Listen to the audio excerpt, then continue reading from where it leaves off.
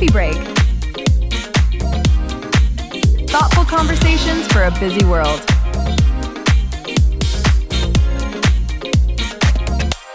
Let's begin.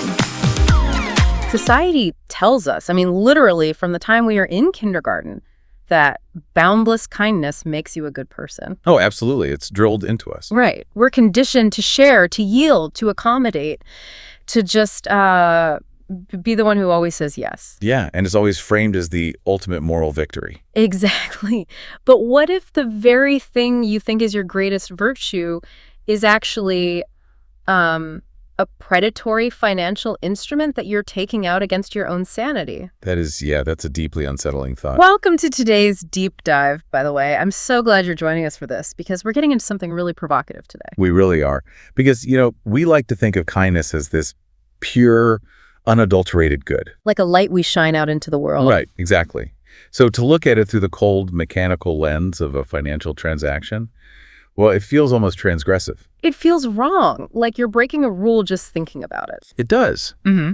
But when you strip away the romanticized poetry that we've wrapped around human behavior, you are often left with some very stark, inescapable mathematics. And that mathematics is exactly what we are going to unpack today. I'm ready. We've got a single, incredibly potent excerpt from a piece titled The Hidden Cost of Boundless Kindness. Such a great title. It really is. And our mission today is to just meticulously deconstruct this one core sentence. Just one sentence, but it's a heavy one. It completely flips the script on how we navigate our relationships, our workplaces, and honestly, our own internal monologues. So what's the quote? Let's hear it. Okay, here is the text verbatim. Kindness without boundaries is just a high-interest loan. Wow.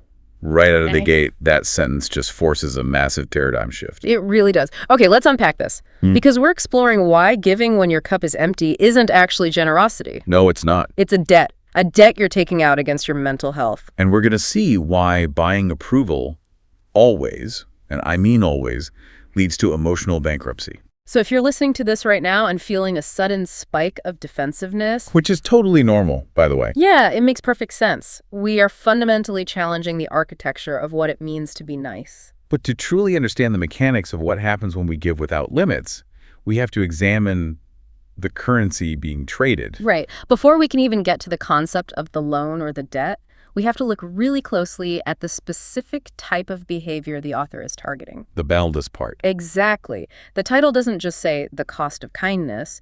It specifically targets boundless kindness. And on the surface, that sounds beautiful. A boundless ocean of love. A boundless capacity for empathy. It sounds so poetic until you consider the physical reality of the word boundless. Right. What does that actually mean mechanically? The danger is right there in the terminology. If something is boundless, it implies a total lack of a containment field. Okay, containment field. I like that. Think about the physics of a container. A boundary is, at its core, a protective barrier. Right. It's the structural integrity of a vessel. So if you have a vessel holding a liquid and you remove the boundaries... Like taking away the walls of a glass. Exactly. If you remove the glass, you don't have a beautiful infinite drink, you have a spill. Oh, wow. You have a mess that eventually evaporates into nothing. That's such a visceral image. Just water spreading everywhere and soaking into the floor. Right. So when kindness has no boundaries, it means there is no structural integrity protecting the giver's own reserves. The giving mechanism basically has no off switch. None. It just flows out completely unchecked, regardless of whether the person doing the giving is completely empty. And that brings us to the operational definition of what boundless looks like in our actual everyday lives. What does it look like for you when you're doing this? Well, it looks like giving when your cup is completely empty. Yes. It looks like your colleague slacking off and you taking on their portion of the presentation at 9 p.m. on a Friday. Even though you're already burning out. Exactly. Or it looks like your family demanding you host a massive holiday dinner when you're actively dealing with a personal crisis. And you just say, sure, no problem, just to keep the peace. Yeah, exactly. And this is where we really need to interrogate the psychology of that dynamic. Because when you give from an empty cup, the entire motivation behind the act fundamentally shifts. Right. It's not the same thing anymore. We have to look at the mechanics of motivation here. When your cup is full. Like when you're rested, secure, financially stable. Exactly. Emotionally regulated. When you're in that state, Your giving is an act of true, free-flowing generosity. Because you're operating from a surplus. You have extra energy, and you choose to distribute it. But when your cup is empty, When it's empty, and you force yourself to give anyway, it ceases to be generosity. wow. The psychological mechanism changes from sharing to essentially transactional survival. It becomes desperate. Okay, but let me play devil's advocate for a second here. Go for it. Because isn't it, noble to sacrifice for others? Like, if I pour you a glass of water from a full pitcher, sure, that's generosity. Right. But if my pitcher is completely empty and I start, wringing out my own clothes or literally bleeding myself to offer you fluids, Oh, that's a brutal analogy, but accurate. that's not generosity, right? That's a medical emergency. It absolutely is. Are we just dressing up an emotional emergency as being nice? That is exactly what we are doing.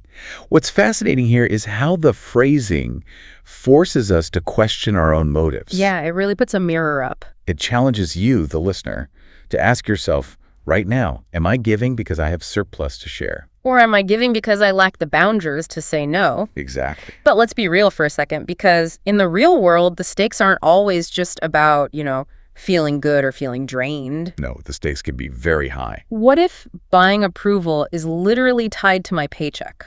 That's a very common scenario. Like if my boss is demanding I stay late to finish a project that isn't my responsibility. Right. I know that setting a strict boundary might protect my energy, but it might also cost me my promotion or my job entirely. Yeah, that's a real fear. So how does this high-interest loan concept account for situations where our survival, like our professional reputation, is on the line? Well, Aren't there times when giving from an empty cup is just a required strategic move? that is the crucial distinction we have to make. Yeah. What you are describing there is a strategic transaction for survival. Okay. And recognizing it as such is actually incredibly healthy. Wait, really? Recognizing it makes it healthy? Yes. If you stay late because your job depends on it, you are making a conscious, calculated trade. So I'm saying I will expend my finite energy in exchange for continued employment and financial security. Exactly.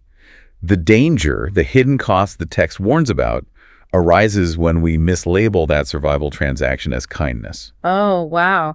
So the danger isn't necessarily the act itself, but the label we slap on it. Precisely. If you tell yourself, I'm staying late because I'm just such a kind, dedicated team player, Then I'm lying to myself. you are engaging in profound self-deception.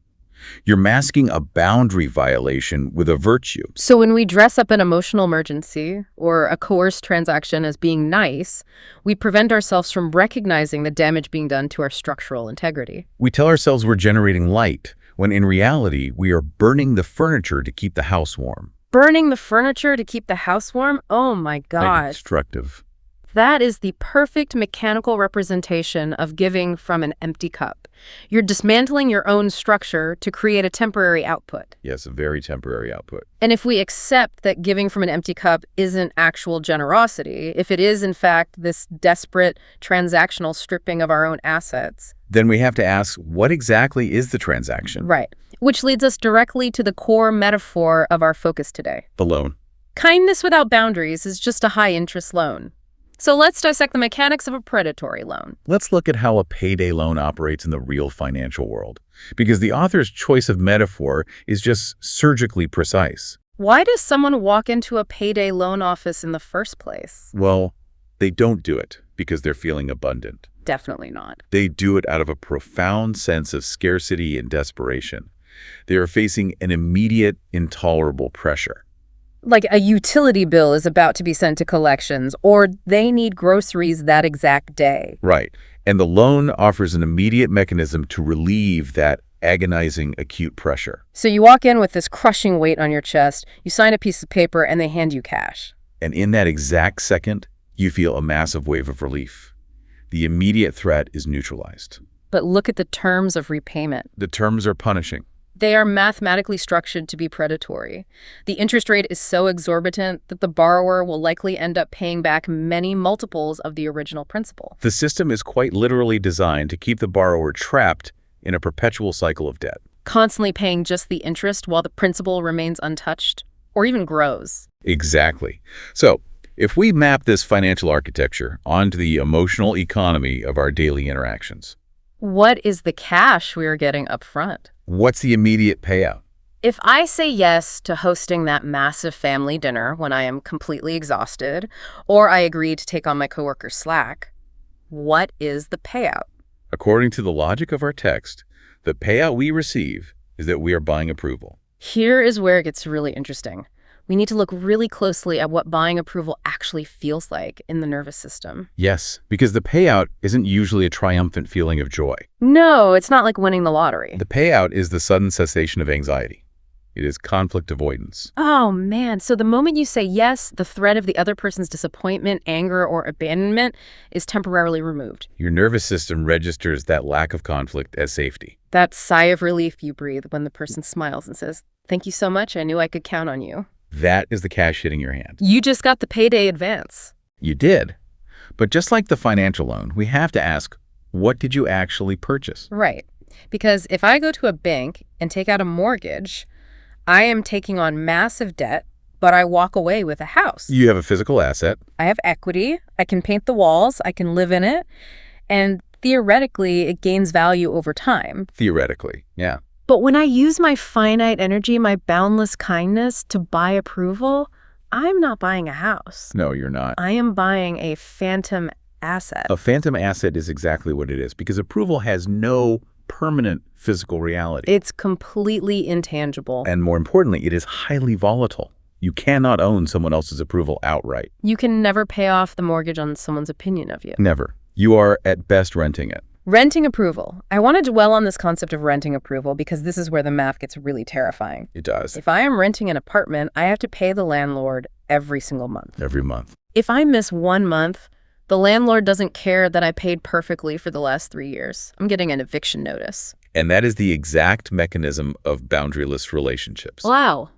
The moment you stop being boundlessly kind, the exact second you attempt to assert a boundary or say no, or prioritize your own rest, The approval you've been buying for years is immediately revoked. the eviction notice is served. Just like that. And this is where the inflation of expectations comes into play. Oh, right. Because in a healthy relationship, a massive favor is recognized as a massive favor. But in a relationship built on a high-interest emotional loan, your extraordinary sacrifices quickly become the baseline expectation. The rent goes up. The rent goes up. Yeah. What was once considered going above and beyond is now just the bare minimum required to keep the other person from being disappointed in you. The rent goes up. So, like, the first time I cover for my coworker, they are overwhelmingly grateful. You saved my life, thank you. Right. The 5th time I do it, it's, hey, thanks again. And the 20th time. The 20th time, they just drop the file on my desk and expect it to be done. Yeah. And if I say, actually, I can't today, they are outraged. They feel like I am violating a contract. Because in their mind, you are. Wait, really? Yes. You established the terms of the relationship. You implicitly said, I will provide limitless labor to ensure you are never inconvenienced, and in exchange, you will view me as a good person. Wow. And when I suddenly change the terms, the market crashes. The market crashes. And this reveals a very painful truth about the person taking out the loan. Which is? You are essentially outsourcing your own self-esteem. Because if my internal structure isn't strong enough to generate my own sense of self-worth, I have to go out and buy it on the open market. Yes. If you cannot look in the mirror and validate your own inherent worth, if you require external evidence that you are valuable, then I become entirely dependent on the market of public opinion. and the currency you use to buy that external validation is your own psychological and physical well-being.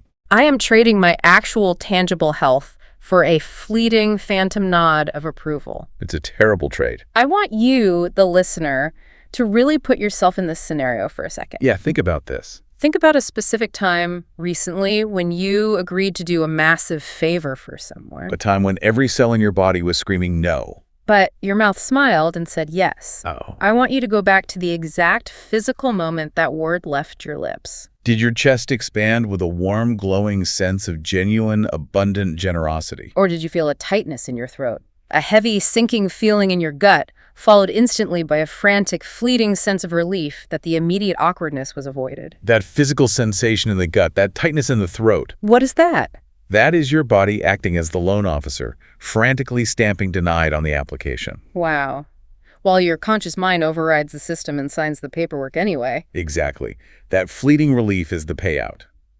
But the debt was just initiated. The paperwork is signed, the cash is in hand, the immediate crisis of potential disapproval is averted. But now we have to look at the second half of the equation. Right. We've established that it's a loan, and we know exactly what phantom asset it purchases. But if there is a loan, There has to be a creditor. there has to be an entity holding the note, calculating the interest, and eventually demanding repayment. Who is holding the note? And this is the terrifying part of this predatory loan. Okay. There is no external bank to negotiate with. You can't just call customer service. You can't declare bankruptcy in a courtroom and have a judge wipe the slate clean. Yeah. The call is coming from inside the house. Oh, man. So the creditor is your own mind. In your own nervous system. The focus text tells us explicitly what this is. It is a debt you're taking out against your mental health. You are borrowing energy, sanity, and peace from your future self to pay for the comfort of your present self. So my nervous system is basically acting as an internal auditor, Yes, just keeping a secret, meticulous ledger of all these bad trades I'm making. every single one, And this brings us to the concept of compounding emotional interest. which is devastating, Because in finance, compounding interest is the eighth wonder of the world if you're investing. right? It builds wealth.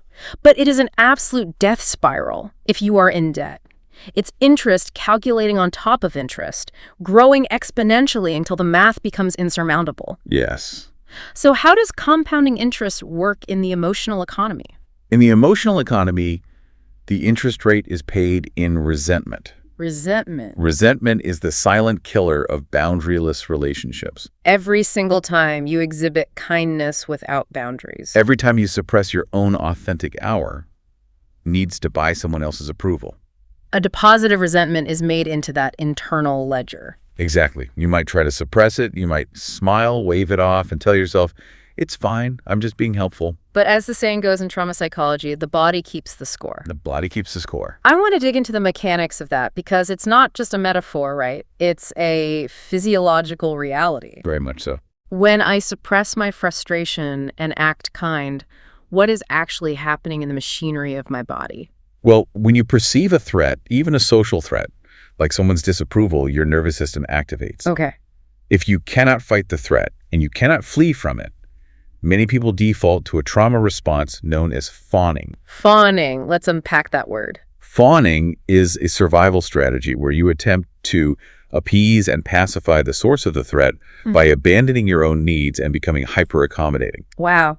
And it looks exactly like boundless kindness from the outside. It does. It looks like you're just being incredibly sweet and helpful. But internally, your sympathetic nervous system is highly aroused. Like an alarm bell going off. Yes, you are pumping stress hormones, cortisol, adrenaline, to maintain this state of hypervigilant pleasing. So I am essentially running the engine of a sports car at the red line while sitting in park. Yes. And I'm calling it being a good friend. Precisely. And the byproduct of running that engine in the red is exhaust. Emotional exhaust. That exhaust is resentment. It builds up in the system. And because the loan is compounding, the resentment doesn't just grow linearly. It grows exponentially. The hidden cost mentioned in the source isn't a one-time processing fee. It is a silent, daily, compounding accrual of biological and psychological debt. It's like putting your rent on a credit card every single month, just so you have enough liquid cash to buy lavish, expensive gifts for all your friends. That is a great analogy. On the outside, in the social market, you look like the most generous, amazing, selfless person in the world. Everyone loves you.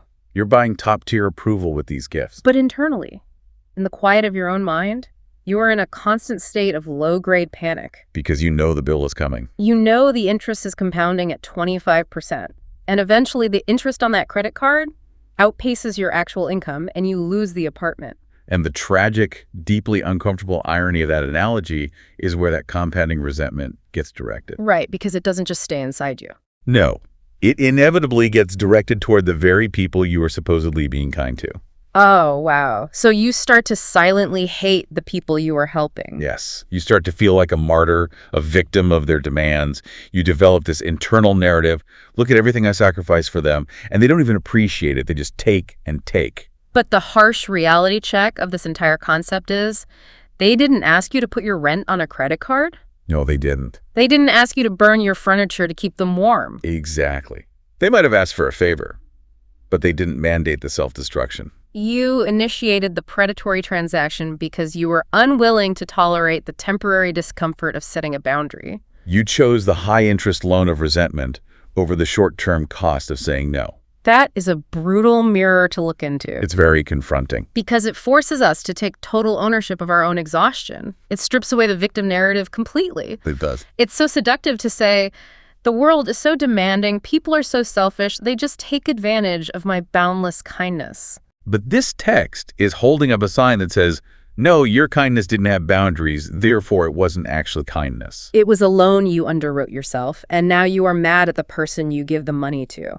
And because you underwrote a mathematically unpayable loan against your own nervous system, the conclusion of this behavioral pattern is absolutely inevitable. Right. Which brings us to the final and perhaps most critical warning in the text. A high-interest predatory loan isn't designed to be paid off smoothly over time. It is engineered to force a default. The inevitable default, the crash. The focus of our deep dive points out exactly where this all ends. It explores why buying approval always leads to emotional bankruptcy.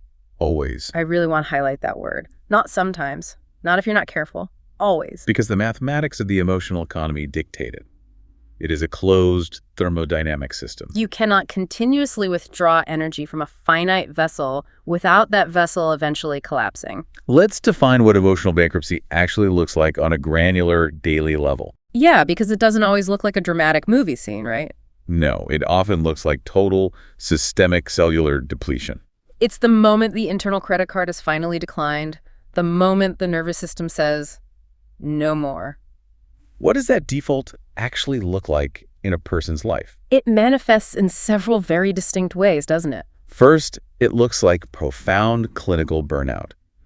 You wake up on a Tuesday, and the thought of answering a single email or making a single decision about what to eat for lunch feels like trying to move a mountain. The hidden cost has completely overtaken the inherent value and resilience of the individual. You have no more approval left to buy because you have absolutely no currency left to spend. You have no more kindness to give, not even the desperate transactional kind. Because the machinery is broken. The machinery is seized up. And emotional bankruptcy also heavily involves the physical body. As we mentioned, the body keeps the score. If you consistently refuse to say no with your mouth, your immune system will eventually say no for you. It will make you too sick to perform. It manifests as chronic migraines, autoimmune flare-ups, severe gastrointestinal distress. Your biology forces the boundary that your psychology was too terrified to set.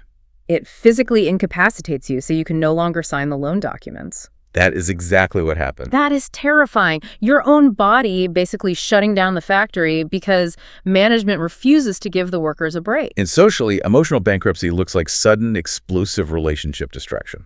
This is the phenomenon where the person who has been the ultimate people pleaser, the one who has been boundlessly kind for a decade, suddenly snaps. They drop a spoon in the kitchen, and it triggers a nuclear meltdown. They walk out the door, they quit their job with zero notice, they cut off their family members entirely. From the outside, it looks completely irrational and out of nowhere. Why did they overreact to a dropped spoon? But they aren't reacting to the spoon. No. They are defaulting on 10 years of compounding emotional interest all at once. The bank just foreclosed on the house. Precisely. The resentment finally eclipsed their capacity to suppress it. And when that dam breaks, it destroys everything downstream. The relationship they spent years bankrupting themselves to preserve is destroyed in an instant, ironically, by the very mechanism they used to try and save it. It's a tragic cycle. So what does this all mean for us? For you, the listener, who might be sitting in your car or walking your dog right now, realizing with a sinking feeling in your stomach that you might be holding a massive diversified portfolio of high-interest emotional debt. It means we have to radically, fundamentally redefine what we consider to be a virtue. It means that boundless kindness, this poetic ideal we've put on a pedestal, is actually a self-destructive act masquerading as morality. By refusing to set boundaries, by insisting on being the endless, accommodating giver, the giver guarantees their own eventual collapse. And the collapse of the relationships they're trying so hard to maintain. And we must be meticulously clear here about what the text is actually prescribing. Right. What's the actual takeaway? This source is not telling us to stop being kind. It's not advocating for a cynical, selfish existence where we never helped anyone. Not at all. It is giving us a vital structural warning. Kindness must have boundaries in order to actually be kindness. Think of a river. A river without banks isn't a river, it's a flood. And a flood doesn't nourish the soil. No, it drowns the crops, it destroys the homes, it washes away the infrastructure. The boundaries, the ability to say no, the ability to protect your own reserves, are the banks of the river. They are what allow the water to flow sustainably, with direction, and actually bring life to the things it touches. Without the banks, the entire system crashes into a destructive bankruptcy. A river without banks is a flood. That is the perfect visualization. If you want your kindness to actually nourish the people around you, you have to do the hard, unglamorous work of building the banks. You have to secure the structural integrity of your own vessel. Let's just take a breath and retrace the mechanics of the journey we've just been on. It's been a lot. We started with a single startling premise. Kindness without boundaries is just a high-interest loan. And by taking that financial metaphor seriously, we revealed the harsh truth about the empty cup. That giving from deficit isn't generosity, it's a desperate transaction. We exposed the trap of using our precious, finite energy to buy the phantom, depreciating asset of other people's approval. We tracked how that transaction creates a compounding debt against our own nervous system, a debt paid in the toxic currency of resentment. And we saw how that mathematical reality inevitably ends in the total system failure of emotional bankruptcy. It is a profound shift in identity. It really is. It requires moving from seeing yourself as a limitless suffering martyr to seeing yourself as a responsible, clear-eyed steward of your own emotional economy. And that leads me to a direct practical challenge for you, the listener. This is important. Sometime this week, I want you to sit down and audit your own emotional ledgers. Look closely at your relationships, at work, at home, with your friends, with your family, and ask yourself the hard, uncomfortable questions. Where are you being genuinely generous from a place of rested, secure surplus? And where are you just making frantic, high-interest payments to avoid the temporary discomfort of someone else's disapproval? Where are you burning your own furniture to keep someone else warm? This raises a final vital question as we close out this analysis, a thought to sit with in the quiet moments. What's it at? If we accept that boundless kindness is actually a debt that bankrupts us, then what does true emotional wealth actually look like? Oh, that's a great question. Does being truly, sustainably, emotionally wealthy mean that you have to become perfectly, unshakably comfortable with letting someone else be disappointed in you? Wow. Becoming comfortable with disappointing people as the ultimate metric of emotional wealth. It completely changes the paradigm. That completely rewires how we define success in a relationship. We'll leave you with that thought to chew on. Sift through your own ledgers, find where you are bleeding interest, and start building those banks. Keep your boundaries strong and your cup full. We'll see you out there.